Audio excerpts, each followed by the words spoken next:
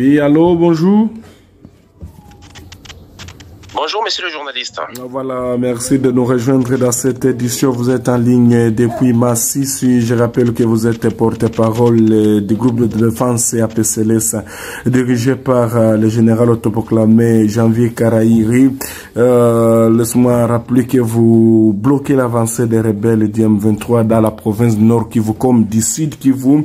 Alors, nous parlons de cette information d'actualité. Willy Michiki, député national du territoire de Walikale, a annoncé depuis Kinshasa dans une vidéo devenue virale sur les réseaux sociaux que les Wazalendo doivent observer le cessez-le-feu à partir du 13 avril de l'année en cours. Alors, pour donner la chance pour parler qui se passe au niveau du Doha, qu'en dites-vous? Tout d'abord, j'exprime ici notre indignation parce que d'abord, la question que je me pose de savoir à quand il a été nommé par le chef de l'État, peut-être d'abord. Et puis deuxièmement, je ne me rappelle pas avoir participé dans une réunion où quelqu'un aurait été élu pour assumer cette responsabilité dont il s'est... Alors, s'il est question de cette vidéo qui est devenue virale sur les médias sociaux, nous, APCLS,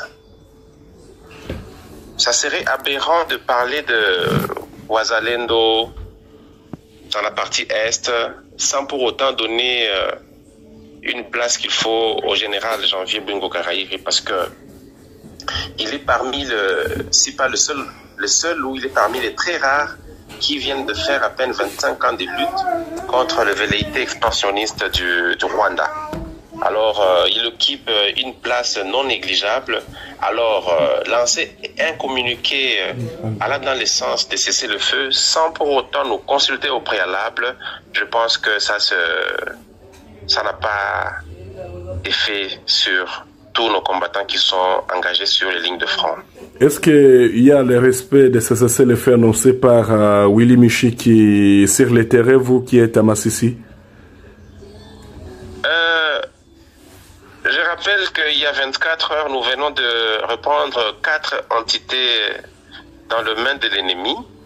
Alors, comme je le disais précédemment, nous ne sommes pas engagés par les propos qu'il a tenus et nous ne savons pas pour quelle intention il a pris ce genre de propos et les lancé sur les médias sociaux. Oui, merci le porte-parole. Donc, pour l'instant, vous dites que le cessez n'a pas été observé, le cessez-le-feu.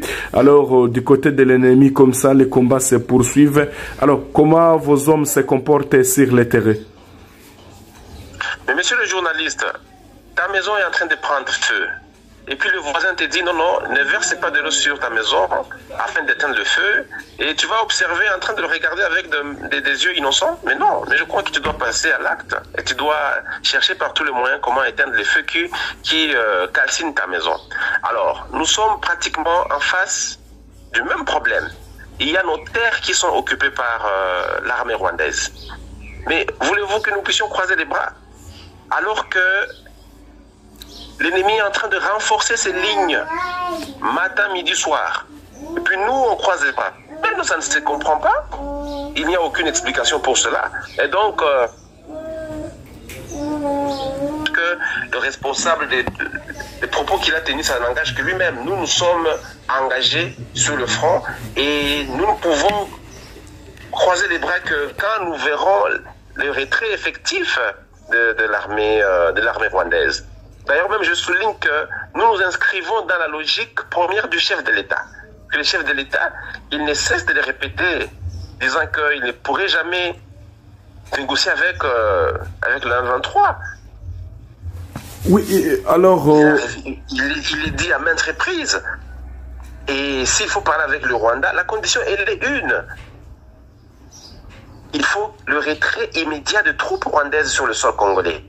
Et à partir de ce moment-là, on peut envisager une quelconque négociation, s'il faut le dire ça. Il faut le dire comme ça. Oui, je reviens avec cette question que beaucoup de téléspectateurs se posent.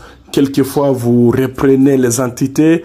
C'est comme ces derniers temps où il y a eu des offensives que les Wazalendo ont lancées, ont réussi à récupérer plusieurs entités.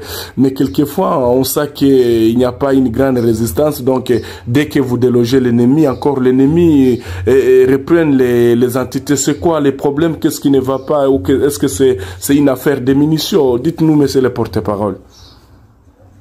À chaque fois, quand vous interviewez tous ceux qui sont engagés sur les lignes de front, ils vous disent que le problème, il est unique.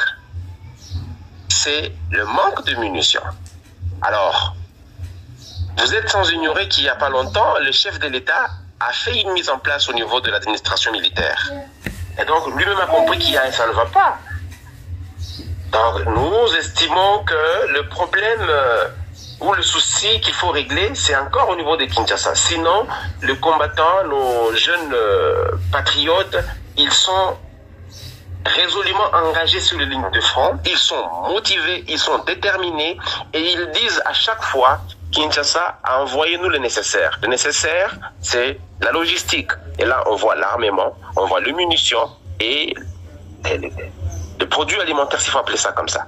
Et ces jeunes, une fois être ravitaillés dans ce sens-là, je toujours dis que cette guerre, il n'y a pas guerre. Ça ne prendra plus encore du temps et la situation va redevenir à la normale. Oui, et ces derniers temps, on pourrait voir dans une vidéo où les Wazalendo ont réussi à abattre un drone de l'ennemi. On sait que l'ennemi utilise des armes de haute technologie. Alors, c'est quoi aussi votre recommandation au gouvernement congolais? Oui, donc ça rentre dans le cadre de l'équipement, parce que quand nous voyons l'ennemi avec l'armement dernière génération, et donc ça devrait interpeller le gouvernement de nous donner aussi, nous ravitailler avec des armements qui pourront faire face à ce dont l'ennemi dispose, parce que quand l'autre vient avec des munitions de dernière génération, et nous là nous sommes avec des munitions, nous sommes sous-équipés, ça il faut que je le dise clairement, nous sommes sous-équipés, ça sera difficile de faire face à ce genre d'ennemis. Alors nous estimons que Kinshasa doit refaire encore les choses dans le sens de voir comment nous équiper normalement pour que nous puissions faire face à l'ennemi. Oui, que ce soit proportionnel en fait. Oui, et comme nous parlons toujours de cette crise qui s'est coulée sur la RDC, on sait que le président Fatou Beto a donc, on peut dire que Fatou Beto est le seul président de ne pas, donc, qui refuse toute négociation directe pour le mixage et le brassage. Et c'est l'élément motivateur pour ces millions de jeunes qui sont engagés sur les lignes de front.